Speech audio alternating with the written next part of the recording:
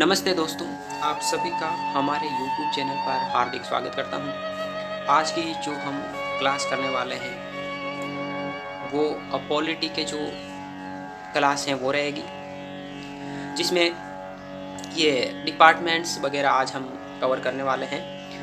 नीति आयोग, राष्ट्रीय विकास परिषद, योजना आयोग, वित्त आयोग और कई सारे जैसे कि यूपीएससी, इलेक्शन कमीशन, ये आज हम पढ़ेंगे। तो नीति आयोग, ये जो मैं उठा रहा हूँ, ये जो क्वेश्चन वो आप लूसेंट की जो बुक है जनरल नॉलेज की, उसके 234 पेज नंबर पर आपको ये सारा कंटेंट मिल जाएगा। ओके, तो नीति आयोग की बात करते हैं तो प्रधानमंत्री नरेंद्र मोदी जी ने 1 जनवरी 2015 को इसकी स्थापना की और इसकी फुल फॉर्म है national institute of transforming India, या हिंदी में कहे तो राष्ट्रीय भारत परिवर्तन संस्थान। और इसके जो पहले अध्यक्ष थे वो थे आपके उपाध्यक्ष, प्रथम उपाध्यक्ष थे अरविंद पनगड़िया जी, और इसका जो अध्यक्ष होता है वो तो प्रधानमंत्री होता है। ये योजना आयोग के स्थान पर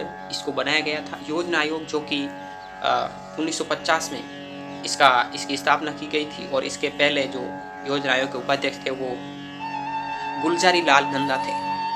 ठीक है, और काफ़ी अच्छा ये थिंक टैंक के रूप में काम करता है नीति आयोग। और अब अगले डिपार्टमेंट्स की ओर बढ़ते हैं, वो है आपके वित्त आयोग। इसका जो संविधान के अनुच्छेद 280 में इसका उल्लेख किया गया है, और जो वित्त आयोग है वो एक राष्ट्रपति द्वारा गठित संस्था होती है, या एक आयोग होता है, हम कह सकते हैं, राइट।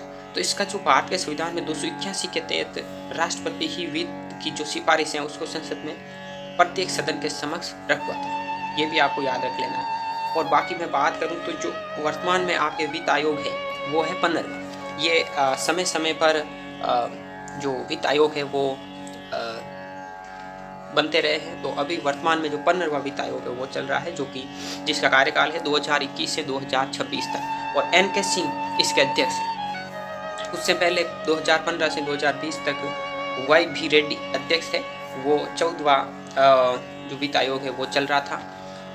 तो इसका गठन याद रखिएगा राष्ट्रपति ही करता है। और ये क्या काम करता है, तो ये मुख्यतः जो राज्यों को दिए जाने वाला धन है उसका आवंटन करता है। किस राज्य को कितना धन हस्तांतरित करना है ये इसके बारे में बताता है, और जिसके कई मापदंड भी है, जैसे कि यहाँ दिए हुए हैं इस साल में, जिसमें जनसंख्या है 2011 की, एरिया है, वन है, पारिस्थितिकी है, पॉपुलेशन है, और इनकम का डिफरेंस है वो भी देखा जाता है, और जो कर है, राज्य कितना टैक्स भरते हैं वो भी इसमें देखा जाता है। तो ये काफ़ी मापदंड है, उसके आधार पर ये धन का बंटवारा करते हैं। और अब बात करते हैं इलेक्शन कमीशन की, निर्वाचन आयोग। ये काफ़ी अच्छा या बड़ा डिपार्टमेंट्स है।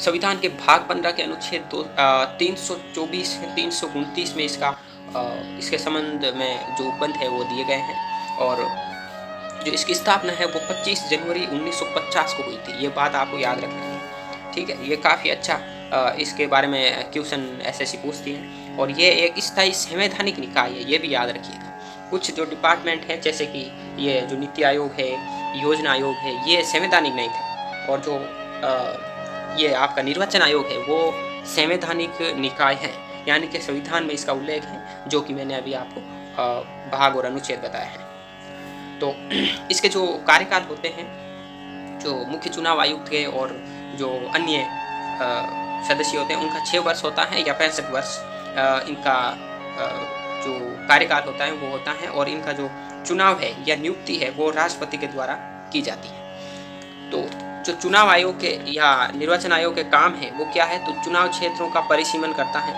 मतदाता जो सूचियां है उसको तैयार करना, विभिन्न राजनीतिक दलों को मान्यता प्रदान करना, चुनाव करवाना, राजनीतिक दलों के लिए आचार संहिता तैयार करना। तो ये काफ़ी सारे जो काम हैं वो इलेक्शन कमीशन द्वारा किए जाते हैं।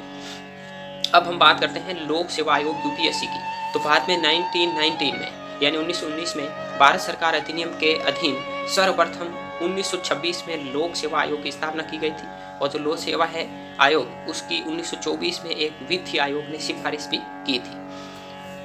अब बात करें तो इनकी जो सदस्य होते हैं इनकी जो नियुक्ति है वो राष्ट्रपति के द्वारा दी जाती है और वर्तमान में इन सदस्यों की संख्या 10 है। इनका कार्यकाल 6 वर्ष या 65 वर्ष तक होता है।